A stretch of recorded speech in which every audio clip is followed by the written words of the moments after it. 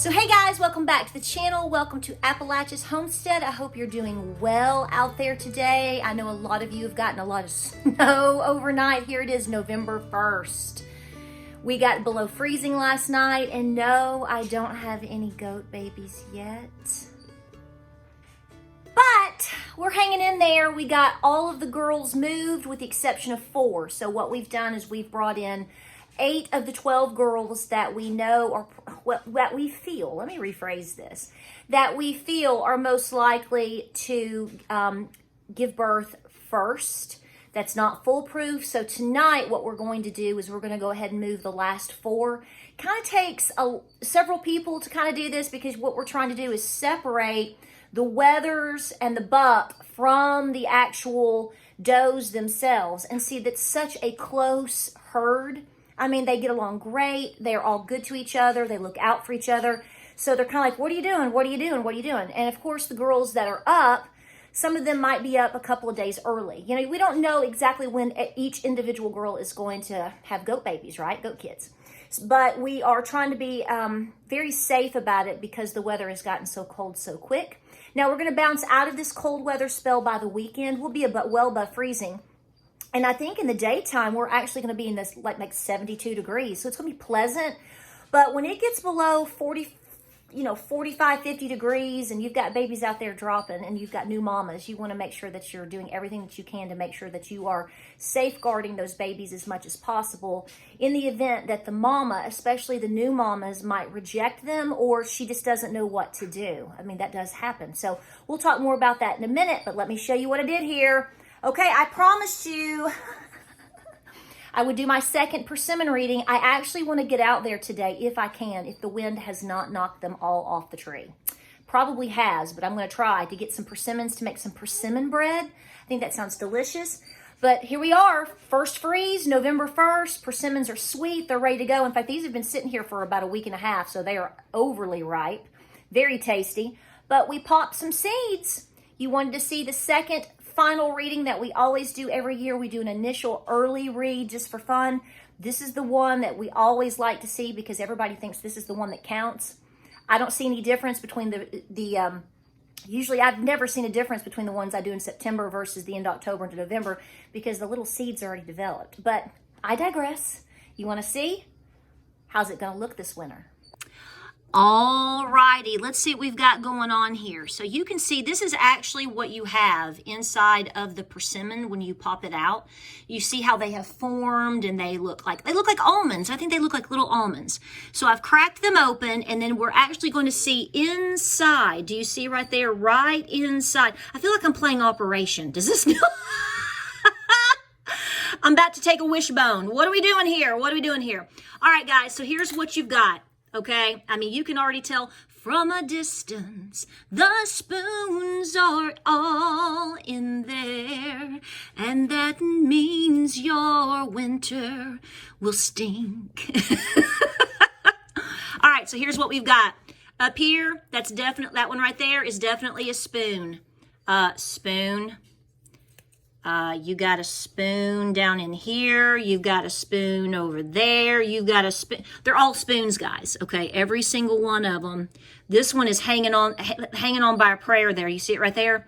There's your spoon. Do you see it right there? Every single one of these are spoons. Now, sometimes the actual little shape at the very tip looks like a little spork, but that's not a fork, y'all. We always joke about the Taco Bell sporks, but those are actually spoons when you get those. The forks are very defined and separated. The knife is very elongated. If you Google it and you see different pictures, you're going to see that this is full spoons again. So we're going to find out again this year if we get a hard winter. We had one last year. It came early. It was horrible. It was really hard and fast in the end of December into January. And then we did lighten up just a hair, okay? But then again, you just never, ever, ever know. So with everything that you're seeing out there, let me know what you think. But again, the early reading was all spoons, and our official reading is definitely all spoons again. All righty. So there is your final persimmon seed reading for your upcoming 2023-24 winter. We did this back in September and we got all spoons. And now again, here we are November the 1st and we got all spoons again. So you just got to roll with it, baby. Winter is here for sure. At least it feels like it today. We're going to get a little bit of a warm up over the weekend, but we did go below freezing last night, so we had to really watch with all the goat girls. No babies yet, like I told you earlier, but let me answer some of your questions, okay? I've had several of you ask questions about goats and why we have goats and all of these things. First of all, I have goats for milk. I do milk my goats when we have had a successful kidding session, time, season, whatever. It just depends on what's going on. But the goal of having my goats is, number one, I love them. They're my babies. But number two, we want the milk. Yes, I do have wethers that we could take to slaughter or butcher, if you will, should we choose to, but we have not made that decision to do that because we have other things that we feel are sustaining us right now, but we like to make sure that we always reserve the option. I've said this before on some older videos, but I'm going to go through it right now. Yes, we do consume the products of our animals, and there have been several different types of our animals that we have actually consumed ourselves. We've raised pigs, we've had steer, we obviously have goats, we have all kinds of things. I like to work with the animals and work with their byproducts, if you will, that they produce a lot more than the whole idea of butchering and slaughtering. I don't enjoy that at all. I don't make videos on it because I think that it is a very, very, very private thing. I take no pride in trying to, you have individuals, I think, that are really good at educating about it, but then sometimes some people go overboard with it as well. I think it's a very sacred thing and connection between an individual and family and the food that they are producing. So I've said this many, many times. I really don't make videos on it. There's a ton of places that you can go and books that you can find and seminars that you can go to teach you how to properly do that. I encourage that. I think that's great. I'm not speaking against it. I'm just saying as far as making a visual display of it here on my channel, I have not done that. Now, I do have a video of me with a possum, but it's very restricted as well as far as how much I showed you.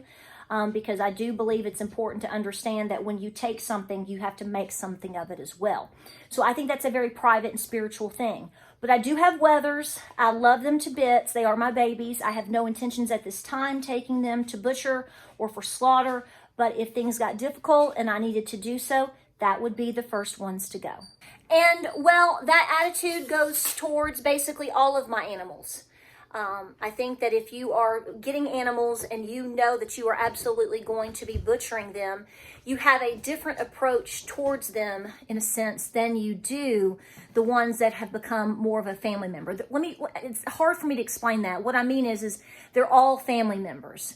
But it is true that while you're trying to give the utmost best care and attention to all of your animals, and all of that is equal, which is true here, if I know from the get-go what my intention is going to be in 3 to 6, 12 months with something, or 18 months, whatever, depending on what it is, then I keep that in the forefront of my brain. Absolutely, they get the best. They are fed the same, they are treated the same, but I do try to avoid naming if possible. That is true. I do try to say a little bit more disconnected. It doesn't make it that much easier, but every little bit helps. This goes for all of my animals. Some of you have asked even about my rabbits. My rabbits are meat rabbits, and that is the intention that they are here for. But I also like to pick and choose the times in which I breed. I don't like to overwhelm our farm and our homestead. I like to pick and choose. I like to give breaks.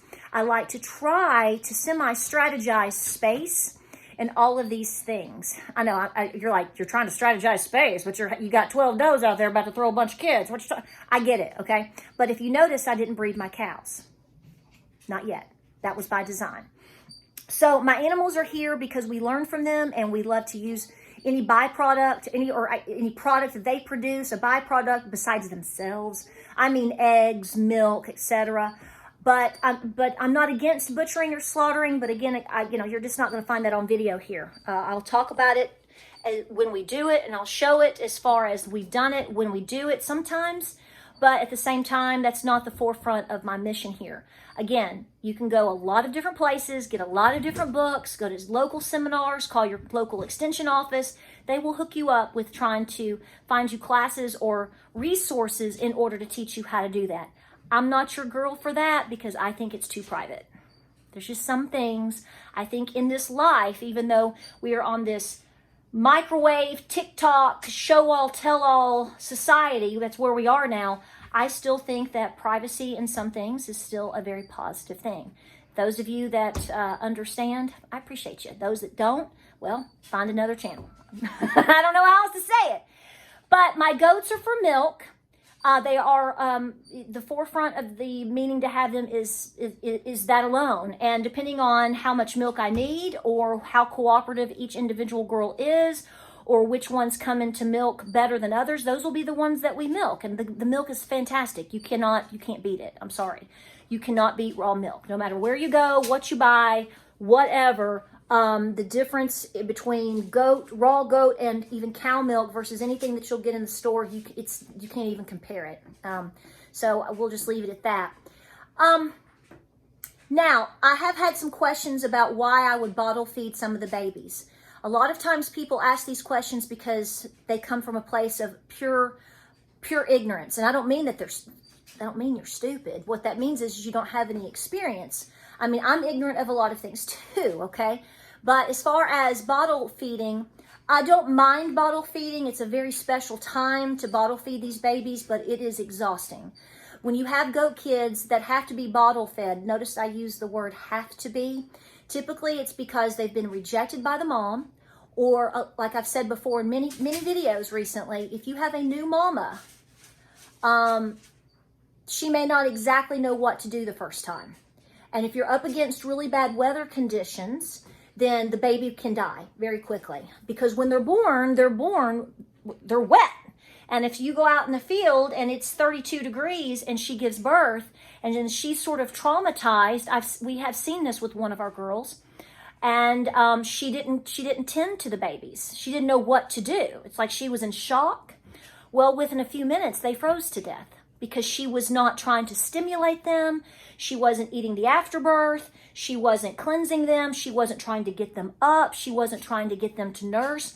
She has got to start doing that, just like a cow. When you see a cow in the field, when she's giving birth, typically when that baby plops on the ground, that mama does a full 180, and she is starting to tend to that calf immediately. That has to happen with all of these creatures. It has to happen, okay?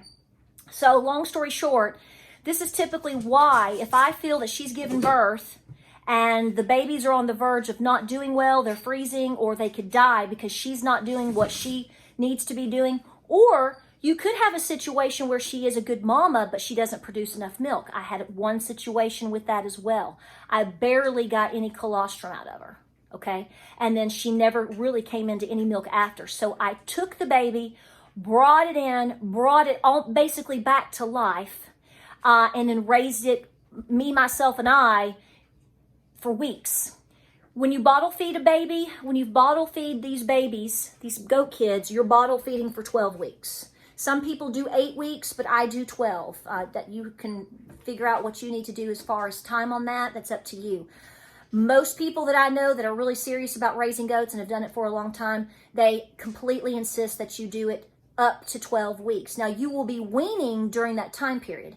So for the first 24 hours, you're going to be giving colostrum every 2 hours. You are up 24/7 with that baby. And then from there, you have to kind of figure out how much to give them. And then you start with 4 feedings a day. You do that for so long, then you wean down to 3. Then you will wean down to 2. And then the last couple of weeks, you're down to 1, because hopefully along the way you have introduced hay and a little bit of basic grain and water. So it's sort of like, it's just like anything else. You know what it means to wean off of something. But it is a 12-week process. Once you get them down to 2 bottles a day, it's a whole lot easier because you'll give your morning baba. We call them babas. You give the morning baba, and then you let them go about their day. Usually by that point, they're already being raised in the barn. They're not in your house anymore. Do y'all remember Christmas from 2020 here? Yeah.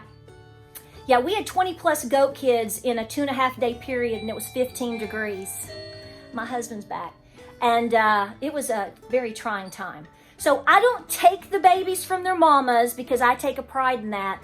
I take the baby from its mama because the mama is basically unable to raise her own. And well, basically what's going to happen is if you don't do that, that baby is going to be gone very quickly. Very quickly. And I have to know that I try my best with all of my creatures, giving them all the things that they need to make it. Well, guys, I hope you liked the video. Obviously, winter is definitely feeling like it's here today. And you definitely know, hey, in our region, more is on the way. Check your persimmons in your area. Check the signs in your area to know what it's looking like. But Southeast Tennessee, honey, we'll see how it goes. Hope I answered your questions. If you have more, let me know. We'll keep you posted on all the things going on here, particularly the goat babies. I think we're just going to stagger, have stagger births, like I said, maybe between now and Christmas. Christmas and Dixie. Like, subscribe, and share. We appreciate you being here. Hope you're well. Stay safe. Stay busy. Love y'all. We'll see you on the next video.